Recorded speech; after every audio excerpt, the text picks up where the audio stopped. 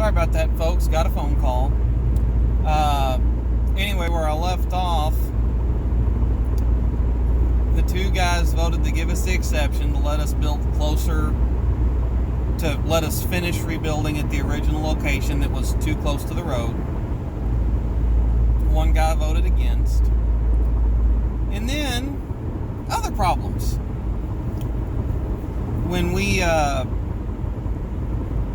When the house was 90 to 95% finished, like the only things that were missing were like baseboards and trim. I mean, just little, in the grand scheme of building the house, the literal nickel and dime stuff. I don't think we had covers on all the outlets, just things like that. A codes inspector came in to look at the place, and I get it, but I can't make this up. We were violating electrical code in this house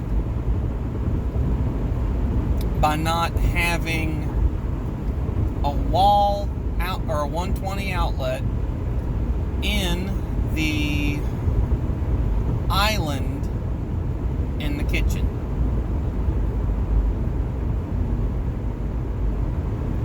Can't make that up. And so we had to wait to move in until the contractor could wire in another outlet into the kitchen in the island.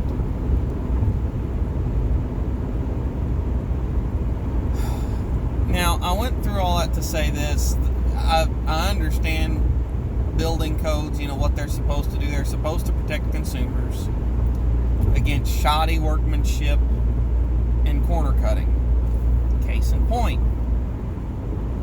when the house originally burned down, and it didn't totally burn down, the entire roof caught fire because the fire migrated from the breaker box in the basement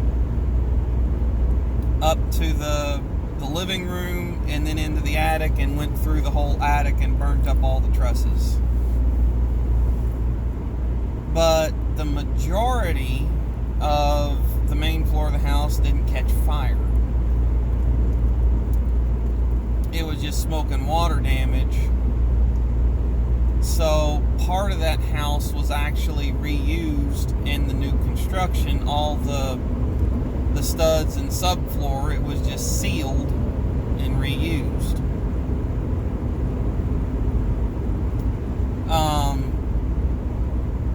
Anyway, where was I going?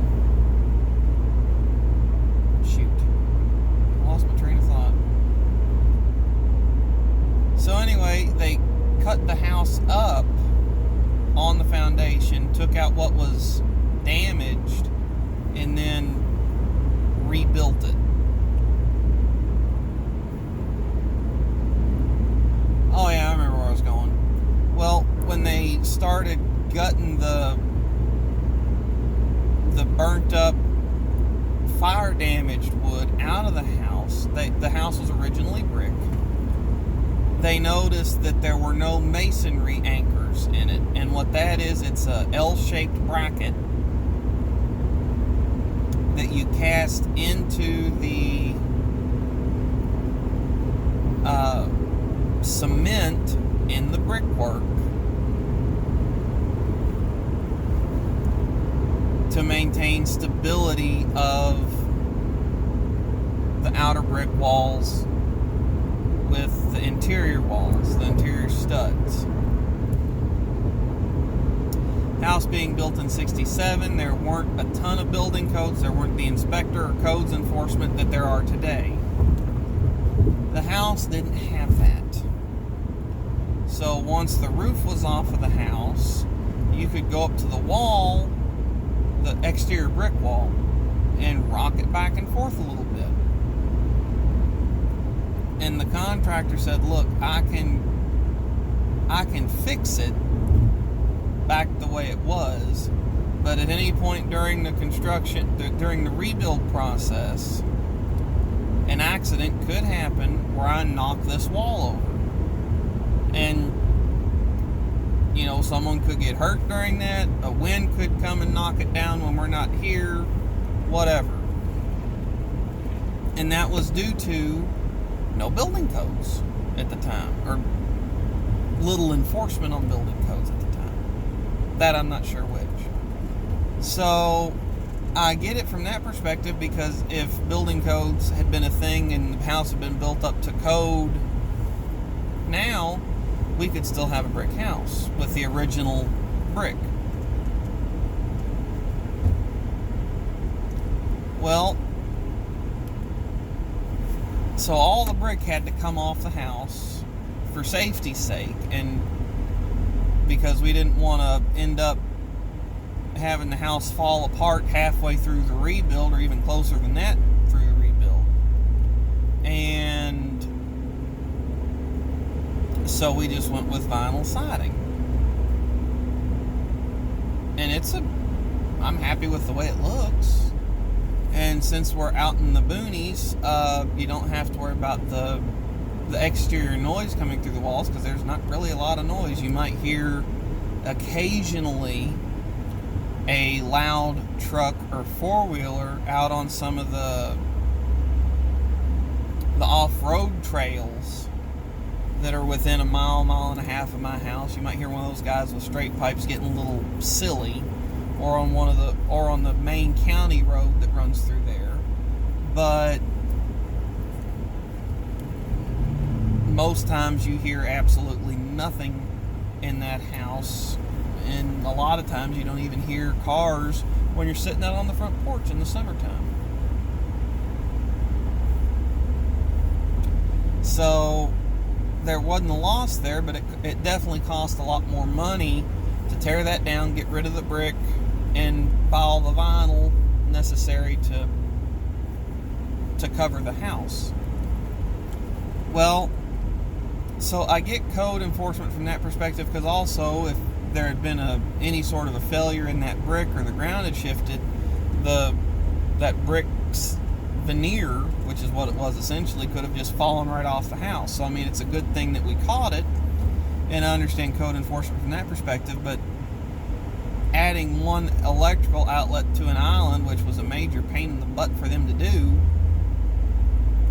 wasn't protecting anybody, wasn't saving the integrity of the house, where nothing bad could happen. And we asked the codes inspector, why is this a thing? And he's like, well, in the event you ever want to resell the house, that way there will be an outlet here for the next person. We're like, we're not planning on selling it. Well, I know, but I've got to make sure it's up to code for the next guy. Whatever. And I'm like, well, couldn't they pay an electrician however much to do that? Well, they could, but we got to protect the next owners. So I didn't really understand that. And there was a couple other tiny code infractions when the house was finished. I think there was something with the HVAC system. One of the grates wasn't right or something. I don't remember, but it wasn't a big deal. It took them a day to fix it, if that. So, but I went through the whole process just to say I think that there is a huge case for downsizing government interference. The way I look at it, when we were rebuilding that house, so long as our contractor was building it in a safe manner where, the place isn't going to fall apart in 5 years, unless a disaster strikes the house again. I don't understand why it was the county's business that the place have so many electrical outlets, or so many of this, that, or the other. So that was just irritating to me to have to deal with, because all that, realistically, if those 2 or 3 codes things that I mentioned hadn't been a deal, we could have been in that house probably 6 to 8 weeks sooner and a little bit cheaper, because we were having to, during that hearing about the location of the house versus the driveway to the house, which was a county road, we had to pay to get the house protected because they were not allowing construction to continue, and at that point we were not dried in. I remember that now. So we had to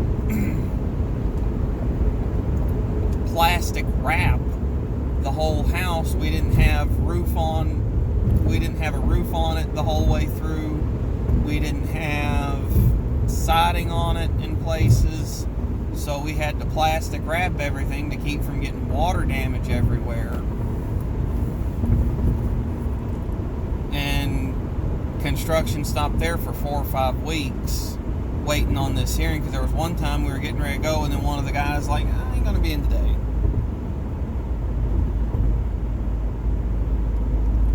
So, and that could be just my county. You know, I love where I live. I don't particularly care for government anywhere I've lived. But rumor has it that the specific county that I live in is riddled with corruption and political back scratching. Whether that's true or not, I don't know. There are certain things that have happened in the past 5 to 10 years that lead me to think that that's highly likely. So I think that this could have been just a money grab from the county. But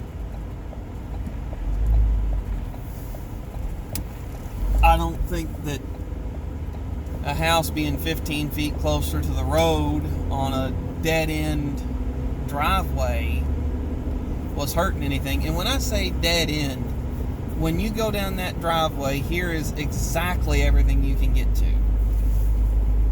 I've got a cousin that owns property that neighbors ours. You can get onto his property, some of his woods and pasture land from there, down one gate. Through another gate, there is actually land that belongs to my aunt that she also leases out to that farmer that you can get to. You come down to the very end of the driveway, and the last 1,000 or so feet, a couple hundred feet, you're on my property. And you can get to where I park my cars, the turnaround, my outbuildings that are back there, which I've got a barn, a storage shed for equipment, a old wash house / smoke house that's now a storage place and greenhouse, and and my house. That's all you can get to on that road. It literally has a loop in it, so you can turn your car around. There's a couple spots to park vehicles back there, but you can't go anywhere. You can't do anything down that road unless you're going to those places. So that just irritated the crap out of me. And like I said, I almost wanted to punch a 70-year-old man. In a government building, no less. I felt pretty justified in that. But I didn't. Anyway, I reckon that's enough of me going on about that for today. I'd like to know what your comments and thoughts on all that are. If any one of you has had any experience building a house, I'd like to know. It's something between a migraine and a nightmare to get it done. I remember when we were building, once we really got into the process of making decisions, I told my wife, I'm like, look, I'll work all the time. I'm going to be here on the weekends, and I'm going to be here at night when I'm asleep. I said, you make this how you want it to be happy. I've never gotten to pick the way a house looked. I just moved to a spot. So it's not a big deal to me either way. You make this how you want to be. You're going to be in the kitchen a lot more than I am. You're going to be in the living room a lot more than I am. You're going to be in the bedroom a little more than I am because of the shift that I work. So you make it how you want to make it, and I'll be happy. But make it how you want to make it, because I don't want to deal with this again. So, anyway, don't forget to like, share, comment, rate, subscribe, hit the notification bell, and hope everyone has a safe day. Thanks for tuning in for another Cruise with Smooth. We will see you.